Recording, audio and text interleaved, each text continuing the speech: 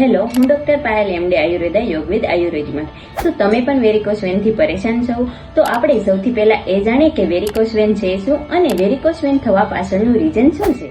જ્યારે પગમાં રહેલી નસોના વાલ નબળા પડવા લાગે છે ત્યારે લોહી ઉપરની તરફ સરખું પહોંચતું નથી અને જેના લીધે લોહી ત્યાં જમા થાય છે અને નસો ફૂલી જાય છે અને આ પ્રોબ્લેમ વધારે ઊભા રહેતા લોકોમાં વધારે જોવા મળે છે. તો આયુર્વેદિક મુજબ વેરિકોસ વેનને અટકાવી શકાય છે. પહેલું, પગના તળિયે તેલની માલિશ કરવી અને આયુર્વેદિક મુજબ આ માલિશ નીચેથી ઉપરની દિશા તરફ કરવી જોઈએ, જેનાથી પગની નસોમાં જે લોહીનો ભરાવો થાય છે તે અટકાવી શકાય છે અને નસોને બળ મળે છે. બીજું, આયુર્વેદિક મુજબ રક્તમોક્ષણ કરવું જોઈએ, જેનાથી બ્લડ સર્ક્યુલેશન વધે છે. અને ત્રીજું, પગમાં મોજા પહેરવા જોઈએ અને સૂતી વખતે પગના ગળે ટક્યો રાખીને સૂવું જોઈએ. અને ચોથું, ડેલી એક્સરસાઇઝ કરવી જોઈએ, જેનાથી પગની નસો મજબૂત બને છે અને લોહીનો ભરાવો ઓછો થતો જાય છે. જો તમે પણ આવી રીતે વેરિકોસ વેનથી પરેશાન છો તો તેને અટકાવો અને વધારે માહિતી માટે અમારો સંપર્ક કરો. ધન્યવાદ.